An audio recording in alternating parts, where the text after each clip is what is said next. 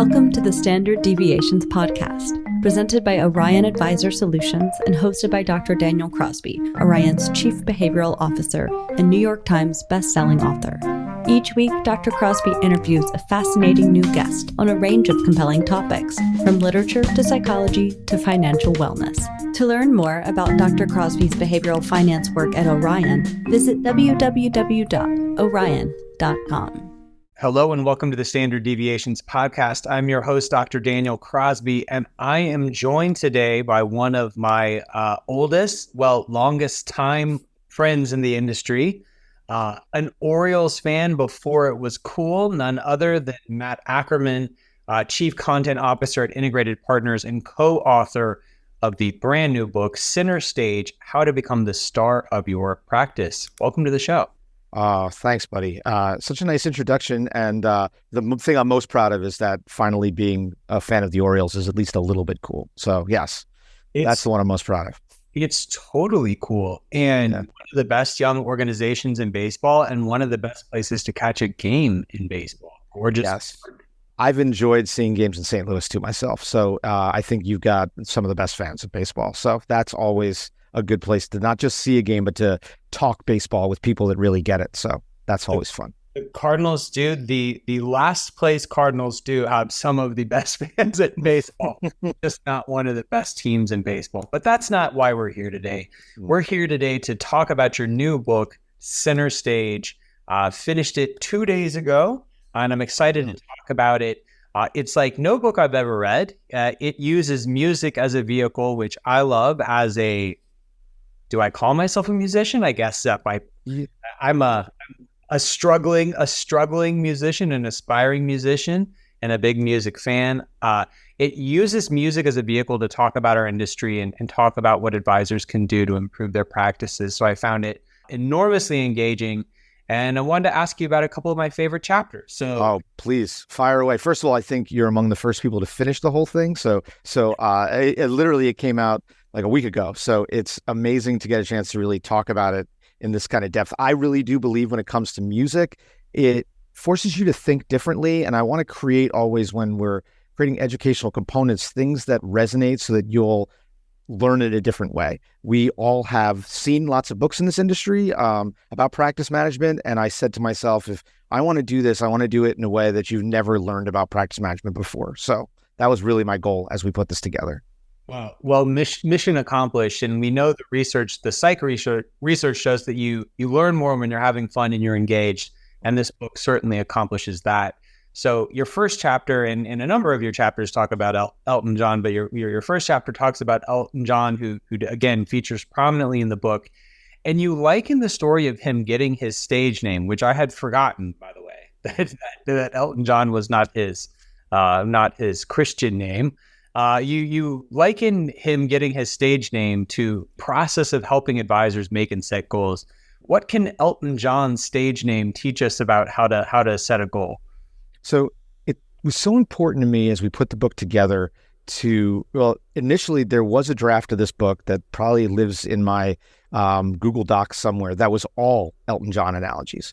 Literally there is a version of this that goes really deep into Elton John. And I was joking with everybody that I probably could win an Elton John trivia contest at this point with the odd facts about Elton that I know. But what stood out to me about Elton John from the beginning as I did research was he had such a time as a kid trying to define who he was and what he was about. And that's a real struggle sometimes. And I think it was only after he redefined himself and gave himself a new name that ultimately he could really become his true self. And, we talk a little bit in the book about branding and the importance of that through a great chapter about David Bowie. But what makes Elton uniquely Elton is the fact that, literally his middle name is Hercules. When he renamed himself, he's Elton Hercules John. You need an inner strength when it comes to putting together what your goals are. When you begin aligning exactly what you want to do. And it's amazing to me because I think that there's a lot of financial advisors out there that struggle when it comes to, aligning their goals, setting their goals, saying what they're going to do. Too often they kind of sprint ahead into just doing stuff and then figuring, it'll sort itself out later. but we really wanted to open the book by talking about goal setting and aligning that so that ultimately, you as the reader can say, okay, I'm going to determine my why first, my what, my goals before I just start sprinting ahead and, buying the next shiny tech tool or hiring somebody. Now, you really have to define your goals first and foremost. Well, I'll give a shout out to a couple of industry folks. So Carl Richards and Michael Kitces have done an excellent job on a handful of their podcasts in talking about just the difficulty in setting goals. And it doesn't sound like it should be a hard thing, but I won't get too far afield on this, but suffice it to say that human beings are social creatures, and we can be dramatically impacted by other people's goals or society's goals for us. And, the world in which Elton John was born into was not ready for, right? Was not ready for the fullness of who Elton John would become. So I'm sure that if he had just followed the strictures of his day, or sort of looked at examples in his environment, he wouldn't have, sort of become who he fully was.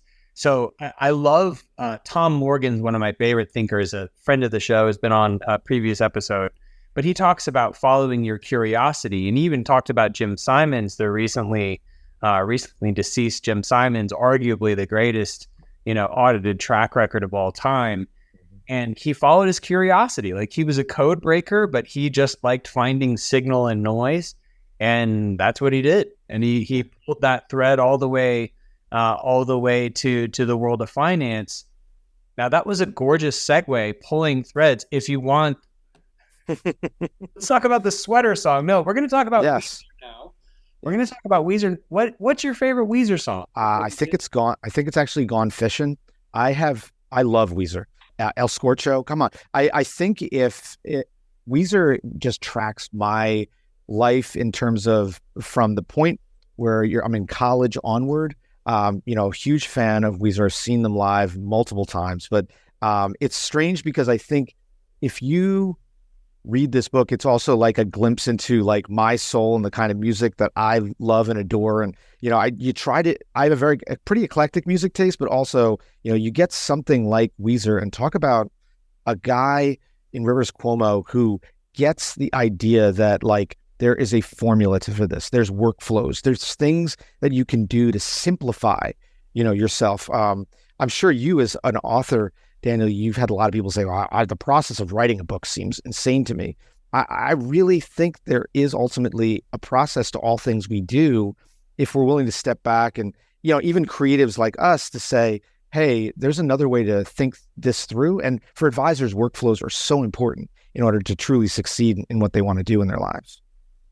Yeah, it's I actually had this conversation with my daughter. We were at a bookstore this weekend, and she was kind of like, she was talking about sort of the tortured artist trope, and one of her favorite artists had been sort of debunking that lately. She had seen an interview with him where he was saying, look, I used to be strung out, I used to be addicted, like I wasn't making good music, like music is work, creativity is work.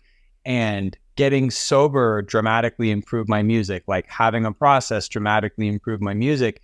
And so she was asking me about my process. And if you look at The Soul of Wealth, now available for pre-order. I've already ordered mine. I've got mine. So if you look at The Soul of Wealth, that's 50 essays on money and meaning. And everyone goes, oh, how did you write a book that was, so big and so well researched and things? And it's like 50 essays. Take a 2-week vacation. There's 50 weeks in a year. The essays are 3 or 4 pages a piece. I wrote one a week. Like you can do that too, right? But you need a process for that. And in the book, this was total news to me. Some of the stories in the book I knew. The Weezer stuff, the Rivers Cuomo stuff was totally news to me about how he's learning to code in Python so he can improve like the systems he builds. You have a cool acronym that I hadn't run across in that chapter. It's DICE. Can you talk about the DICE acronym for helping advisors create processes around their practice? So to me, you want to be DICE, you want to be different, you want to be interesting, you want to be captivating, you want to be exciting, especially in the content you create, the marketing you create. Every advisor is compared, whether they like it or not, to the advisor across the street. But every piece of content you create, everything you develop is judged against all other pieces of content. So if you're marketing something, like I'm going to make a video that's going to run on YouTube, you're not judged against the other advisor videos. You're judged against every cute cat video that's out there too. So you need to really do something that stands out. You need to do things that make you very compelling in a space that sometimes is not viewed as compelling. But the truth is, the help that they're doing with their clients is very important work. And I just find it so critical to stand out and be dice and be interesting and captivating and different. And that's hard. That's really hard sometimes.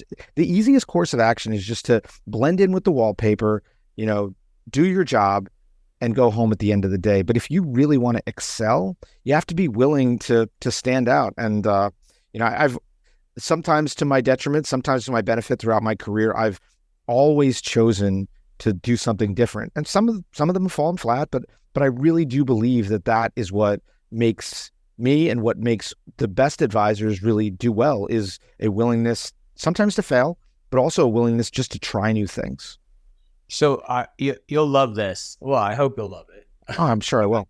I came across some research this week, and it was research they did on what is the appropriate amount of failure. And they looked at people who were highly successful in their chosen fields, and they looked at sort of the failure rate of their different endeavors, and they found that 15% was kind of the sweet spot. There's some people who move through the world in such a chaotic way that like the number is probably much higher than 15%. That's not optimal, right? Like you get a reputation for being unserious, but then if you're trying to make everything a slam dunk, there's no growth. There's no ascendancy. There's no growth. There's no change. I loved that. It's just like, am I failing 20% of the time? Am I failing one time in 5? That's what the science says the metric is. And I love that. So, I feel like I'm definitely at least not failing as much. You falter though. And you try. Failure scares people. And I think though, we have to have some of those in our existence. It's funny because you can point, the big failures that you've done, but sometimes, and maybe you're trying to avoid those, but the little failures just teach you lessons along the way. A baseball season is 162 games. Even the best team's going to lose 60 games. Even the best third base coach is getting guys sorted out at home. If he's not sending enough runners. So you got to make sure that you keep working at this. And I apologize if I go back to baseball too much. You know where my heart is sometimes. There's no such thing. Even in a brutal last place here, there's no such thing as too many references. So in chapter 9, you mentioned Candle in the Wind. I have to know, was this the Marilyn Monroe Candle in the Wind or the Princess Diana Candle in the Wind? I am definitely, I grew up on the Marilyn Monroe version myself. It's always the Marilyn Monroe version.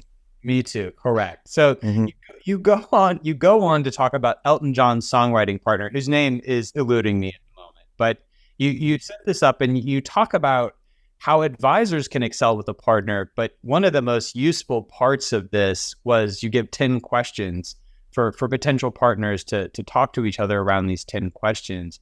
Give us a little color on choosing a partner, the power of a partner, and then kind of what to look out for or how to diligence that potential partner. I think Bernie Taupin is one of the unsung heroes in music. Their writing system, their workflow is amazing because most partnerships happen kind of knee to knee, right?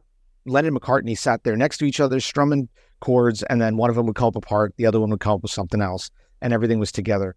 Bernie Taupin literally would mail Elton a bunch of song lyrics, and Elton would bang out the melody on the piano there, and then it'd go back and forth. But it was very separate.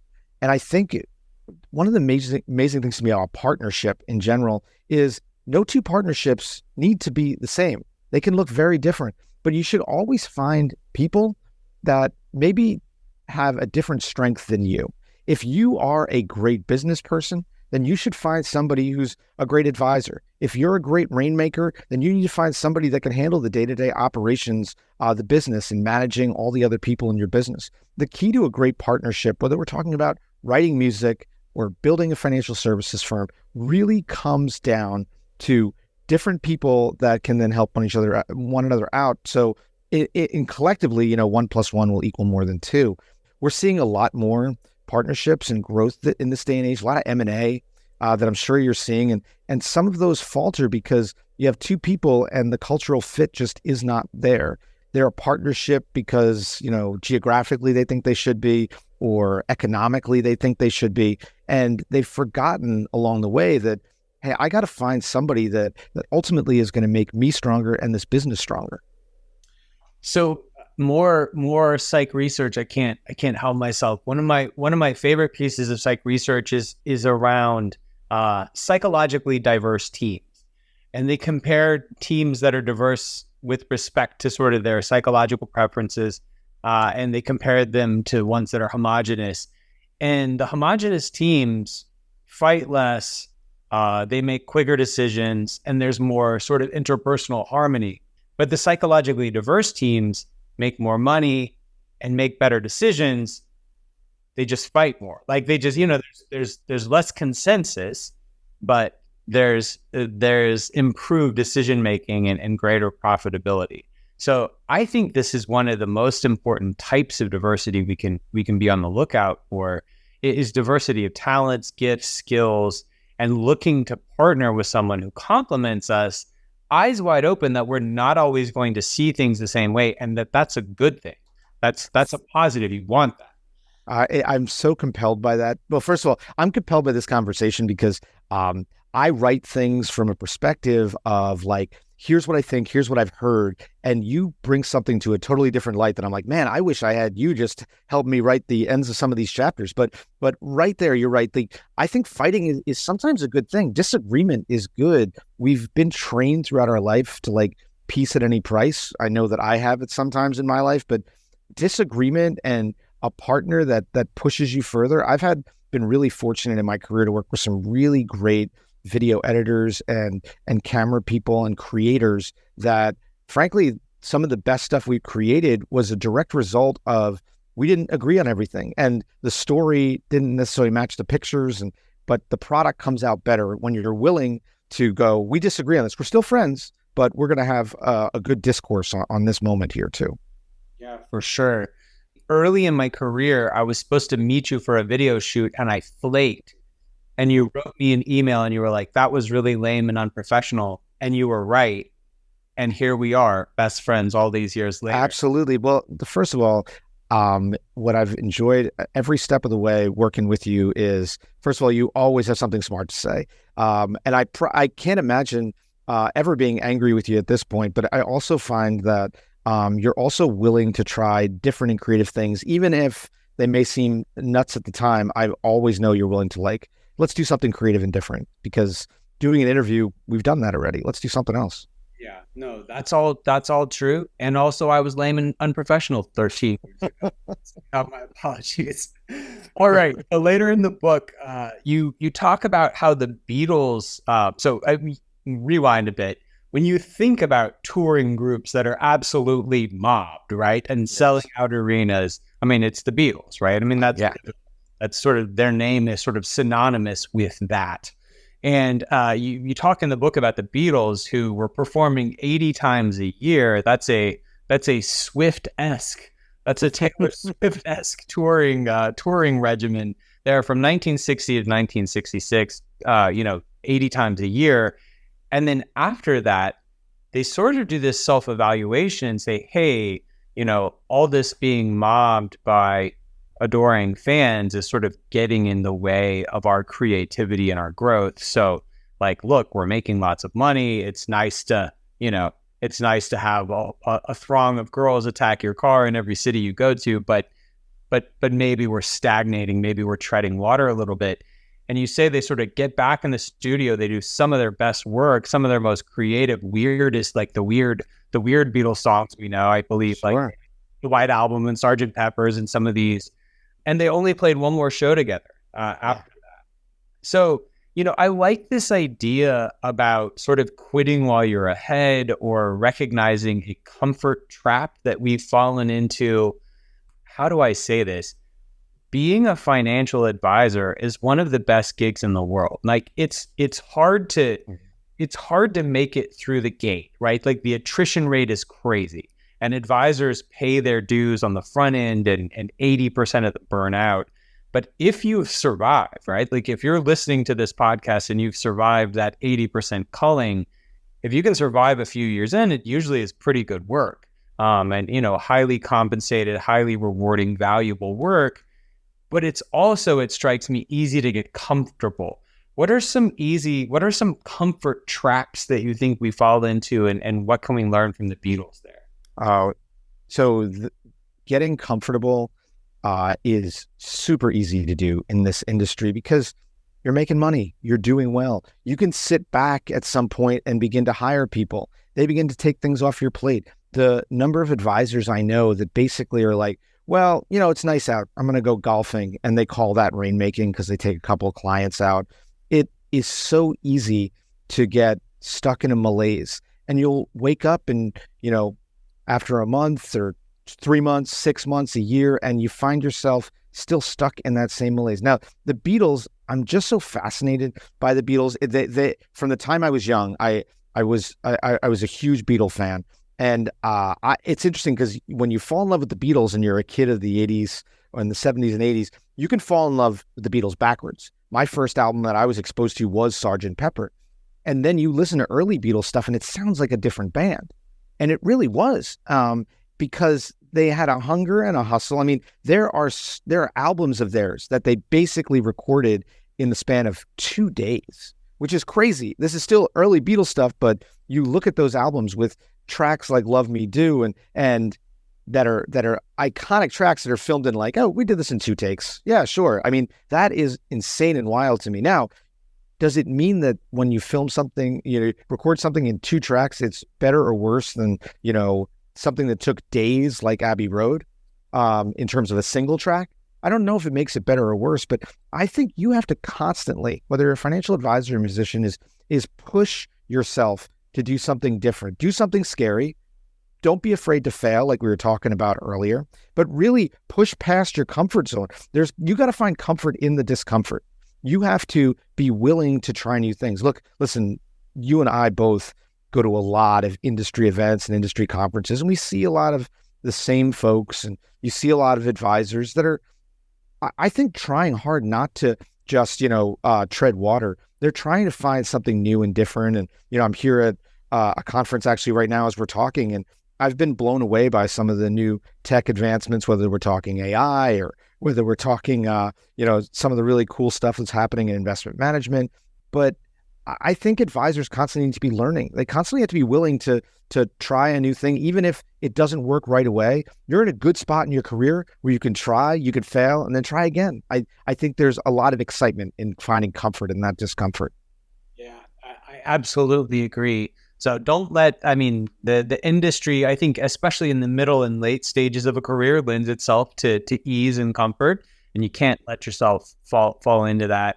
So the last chapter we're going to talk about, we're going to leave lots. We got to get people to buy the book. So we're not going to talk about every chapter. Look, I get it, man. We got to sell books here. But I just want people to read the book. Like if somebody messaged me right now and said, send me a copy, I would mail them a copy. I really just want more folks to read it. I know you're like, yeah, that sounds like somebody who's written his first book. I just love the idea that people are reading this. That gets me really excited. I got to tell you, it's the coolest thing, and the coolest thing in the world to know that people are reading your book. It really is. Yeah. So, for this Alabaman, there was no way we were getting out of this conversation without a nod to your Leonard Skinner chapter. Every concert I went to as a kid, someone would scream "Play Freebird," and so now I get to scream "Play Freebird" in my own podcast. So first off, it was so funny over the last week or two. Some rap heavyweights have been going back and forth, right? So Drake and Kendrick Lamar have been trading diss tracks. And I saw probably 4 or 5 different people post, can you imagine a diss track in a genre that isn't hip hop? And I'm like, have you never heard of Neil Young and Leonard Skinner? Like, do you know what Southern Man and Sweet Home Alabama and Alabama and all these tracks are about? So kids, there were diss tracks before Kendrick and Drake. But the focus of your chapter was not diss tracks. It was the 1977 plane crash that claimed the lives of many of the band members in Lynyrd Skynyrd. Yet they toured for many, many years subsequent to that. So this brings us, of course, to succession planning and continuity planning. And Matt, this is one of those things where it's like you're going to hear about this at every conference. Mm-hmm. People like me and you are going to know all the stats about this and incorporate them in our presentations, and then no one does anything about it. It's one of those things, and this is like a behavioral thing. It's like everyone knows to do it and no one does it. What gives? What do we have to do to get people thoughtful about this, and what's our reticence to talk about it and plan around it? So I think the biggest problem is no one, from Lynyrd Skynyrd on down, no one likes to think about death. No one wants to talk about it. Skynyrd wasn't planning, obviously, to have the success they had after the death of most of their band in a plane crash. It's what had to happen to keep the music going. And I think the biggest problem is financial advisors and all of us don't want to think about death or dying. So we don't. We push it off and push it off and push it off. But in reality, this is your life's work, your practice. If you want it to have value beyond you, you have to do the legwork before you die. You have to not only identify a great successor, you have to bring them in slowly so that clients stick around. Otherwise, the attrition rate is enormous in terms of clients leaving. So if you pass away, or if most advisors also want this to be a legacy, a family legacy, not everyone, like the lead singer of Lynyrd Skynyrd, can pass it on to a family member like he did. So many need to kind of see what's next. Not every one of, an advisor's children is going to want to go off and enter the family business. So I think you have to really begin thinking about it earlier than probably you'd even want to. Why aren't more independent advisors in their 20s and early 30s building a succession plan? Your clients are likely to outlive you. Think about it from this perspective. Don't you want them to be taken care of after your death? So you're right. It is frustrating because we know it. We think about it logically. We see the problem, but financial advisors in general, it's not that they want to ignore the problem. I just don't think they want to think about their own death and demise. Nobody wants to think about that. And the idea of, it's the same reason why don't people have insurance lined up? Why don't they have their trust and estate plans done? Why don't they have a will just in case something happens to them and their spouse with their kids? It is wild to me the lack of planning that happens in this country. And the biggest reason is we just don't want to face even the idea of death. If you'll indulge me, one Please. Final study, there's really interesting research where they have people, they sort of prime, they have a control group where they say, hey, write an essay about, rainbows and unicorns. And then they have an experimental group where they say, hey, how do you think you'll die? When do you think you'll die? What will your family do when you're gone? They basically make them sort of ruminate on the inevitability of their death. And then they give them a court case and go, okay, you're the judge. Like, what happens to this guy who, I don't know, stole a loaf of bread? Mm-hmm. And what they find is that the people who are called upon to ruminate on their own passing are brutal. They're mean, like they're harsh judges. And we hate to think about this and we hate to talk about this. And yet, if you look at the great philosophical traditions, existentialism, stoicism, Wittgenstein said, someone asked him, like, what, great philosopher, what can I do to live a better life? And he says, spend more time in graveyards. Like this, there's this real rich tradition of sort of understanding the fact that we won't always be around can actually be a strong catalyst for us to do some things we've always wanted to do, so to take some risks, to improve some things that need improving, to mend some relationships. So I hope people can lean not on this sort of very human fear we have of doing this, but rather on these philosophical ideas about why it's important, because there's so much value there for your clients, and you sort of rattled off some of the pitfalls of the refusal to do so. Yeah, I can't say loudly enough how much we all just have to kind of sometimes take a step back and look at the big picture. It's really hard. It's really hard. Even when we put together the book, it's really difficult to kind of like, when you're in the midst of running a practice, to grow that practice. When you're in the midst of life, to step back and look at what, the next generation needs or something like that. But I really try, I personally try in a given week to always like, okay, what am I step back? What am I missing? What's this other person's perspective? Because it's just a lot easier, a lot happier to go through things when you can look at the big picture. Yeah. So Matt, as we wrap up here, we share more than an affinity for baseball and this industry. We also are a couple of the only people I know who bring their kids to conferences from time. And I've had the pleasure of meeting your son a couple of times and having been interviewed by him. Now, for a time there, he had a YouTube channel that was a sandwich-focused YouTube channel. Like, is nothing finer than a sandwich. Is he still doing that? So it's interesting because the where that started, Summer of Sandwiches, was we're in the midst of COVID, near the end of it, and he was like, I want to do something this summer, but there's only camps for sports kids. And I said, okay, well, what do you want to do? He's like, oh, I want to be a YouTube star. I was like, all right, I'm going to show you how to shoot, how to edit, how to script, how to write, and all these other elements. How, what's ROI in terms of like viewership and things like that. Let's set goals.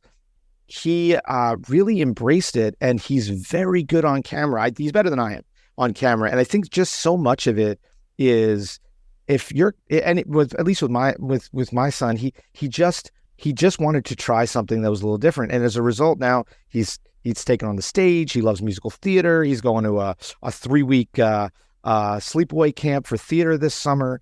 And I mean, I just couldn't be prouder because, first of all, when you're, he was 9-10 years old at the time, to have that kind of introspection, to be able to be like, I'm not an athlete, but I still want to do and try some things. I think that's awesome. And I just think, I really just want to always encourage people. If anybody else's kid out there wants to try that, I'm more than happy to tell you what we did. And at the same time, what we did was we made sandwiches. We would start and we'd look at, all right, this week's sandwich is grilled cheese. Let's try it. How would you do this different? And he's actually become a pretty good cook in the wake of it too. And I'm really proud of that. I think if there's one thing you can pass on to your kids, it's how to make a good sandwich. That's really important.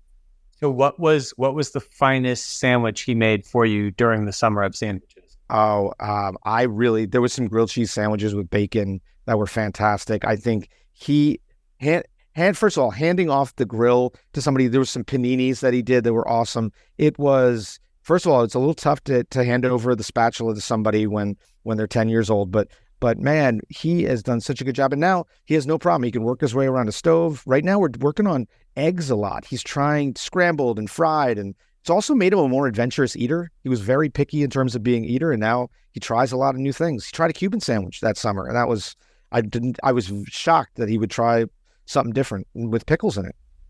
Yeah, that's awesome. I undertook a great personal journey to find the best Cuban sandwich in Atlanta, and I have discovered it now.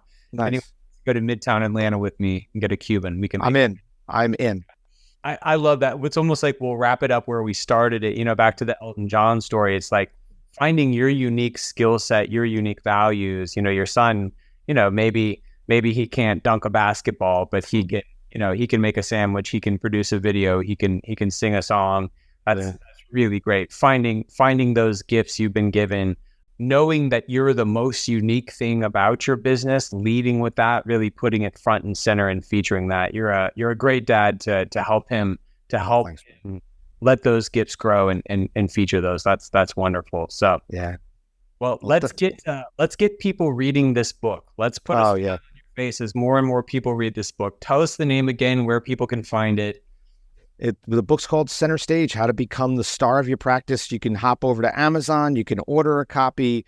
If you shoot me a note, I'm probably going to send you one just because I really want more people to read it. So the cool thing to me today was I handed about 5 copies over to someone who runs a financial planning program at NYU. I just think it's a good tool for the next generation. And more than anything, what puts a smile on my face is a great chance to talk to someone like you, man. I'm used to being the person asking the questions, so this is a nice change of pace. And man, it is always a pleasure to get to catch up with you, whether we're in another state or across the telephone line. It's always great to talk to you, my friend.